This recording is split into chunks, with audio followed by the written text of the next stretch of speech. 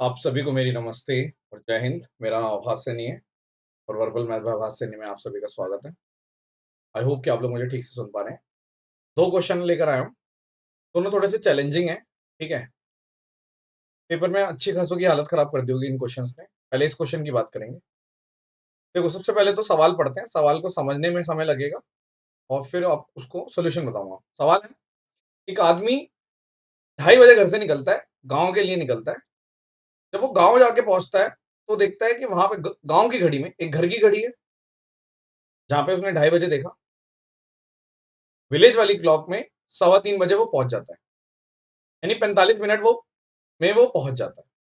वहां पे 25 मिनट रुकता है, वापस आता है, लेकिन अलग रूट से आता है। तो जब वापस अलग रूट से आता है तो अब डिस्टेंस 1.25 टाइम्स हो गया, ज्यादा हो गया, ठीक है?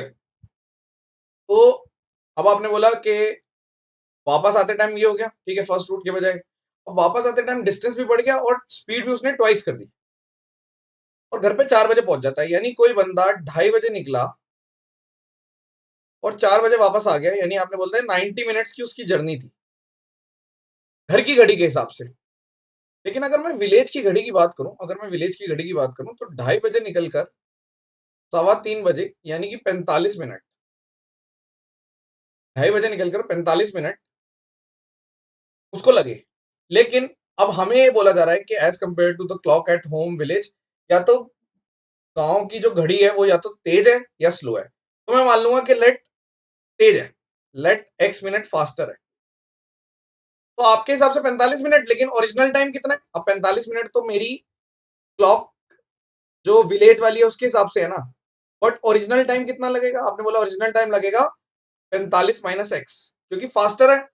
तो 45 के बजाय ओरिजिनल टाइम कम लगा होगा, क्योंकि फास्टर है, ज्यादा तेज चलती है। आपने ये मान लिया। मैंने एक्स फास्टर क्यों माना? स्लो भी मान सकता था, मर्जी है। एक्स फास्टर मानेंगे, अगर पॉजिटिव आंसर आ गया तो फास्टर ही आंसर है, नेगेटिव आंसर आ गया तो स्लो वाला, ठीक है? अब आप मुझे बताओ कि 90 मिनट्स में से, ओरिजिनल टाइम की बात कर रहा हूं, 90 मिनट्स में से 25 मिनट वो रुक भी गया, ठीक है? आप एक चीज देखो, 25 मिनट रुक गया, कुछ टाइम जाने में लगा होगा और कुछ टाइम आने में लगा होगा।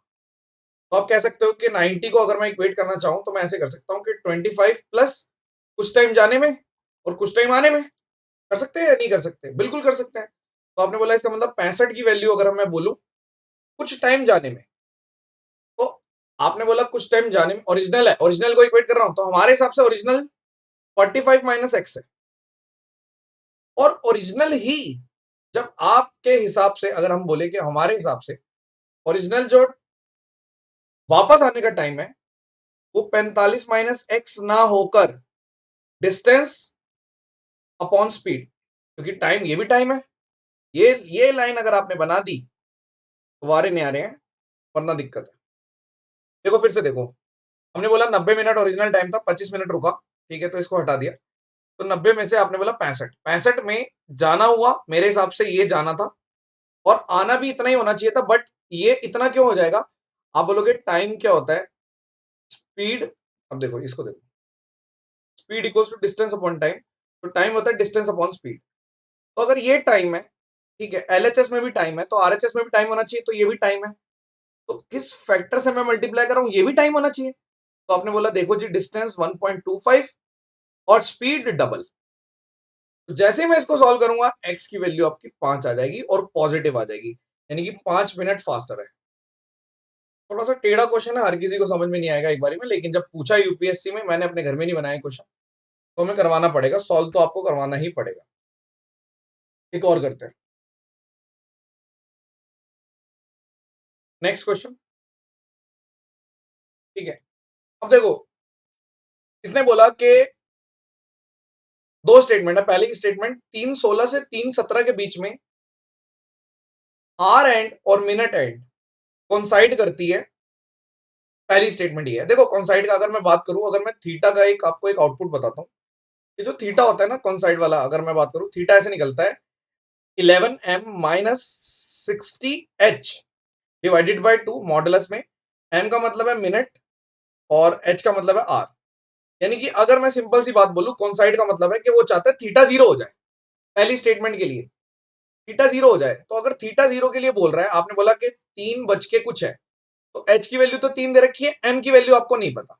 m की वैल्यू अगर 16 से 17 के बीच में आ गई तो ट्रू हो जाएगी पहली स्टेटमेंट। तो आपने बोला थीटा 0 है, इधर पुट कर दो, 0 बराबर 11m, क्योंकि m नहीं पता मुझे, लेकिन ये पता है 60 इंटू 3 डिवाइडेड बाई 2, तो आपने बोला 180 बाय 11 m की वैल्यू। तो 11 को जैसे ही काटोगे तो आप बोलोगे 11 कम 11 बचा 70, 16 पॉइंट समथिंग। तो जैसे 16 पॉइंट समथिंग आया आपने बोला हाँ यार, क्योंकि मिनट 16 पॉइंट समथिंग, तो 3:16 से 3:17 के बीच में कॉन्साइड कर रही है, यानी कि ट्रू है पहली statement. First statement is true. Next, तो आपने बोला कि फर्स्ट स्टेटमेंट ट्रू है, तो ये और ये नहीं हो सकता, ए या सी में से आंसर है। अब मतलब ऑप्शन में कह रहा हूं। अब सेकंड स्टेटमेंट पढ़ते हैं। 458 से 459 के बीच में both minute hand and second hand. देखो आर और मिनट के बारे में आपको पता है, लेकिन मिनट और अगर मैं मिनट और सेकंड की बात कर रहा हूं तो वो तो हर मिनट में कॉन्साइड करती है, तो ये तो हमेशा ट्रू रहेगा ही रहेगा। आपने बोला हाँ, ये तो हमेशा ट्रू रहेगा ही रहेगा, तो मेरा आंसर आ गया बोथ 1 एंड 2, क्योंकि मिनट हैंड और सेकंड हैंड की बात कर रहा है, कॉन्साइड ये तो करेगी करेगी। तो ये दो क्वेश्चन थे, बेहतरीन क्वेश्चन थे, दोनों क्वेश्चन आपको ढंग से आने चाहिए। इस क्वेश्चन में आपको मैंने थोड़ा सा स्मार्ट मेथड बता दिया।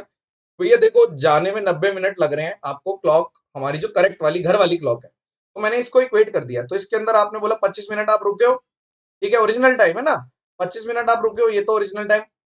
25 मिनट तो 25 मिनट होते हैं, चाहे किसी भी घड़ी में बजे, तो वो तो 25 रहेंगे ही यहाँ पर, ठीक है।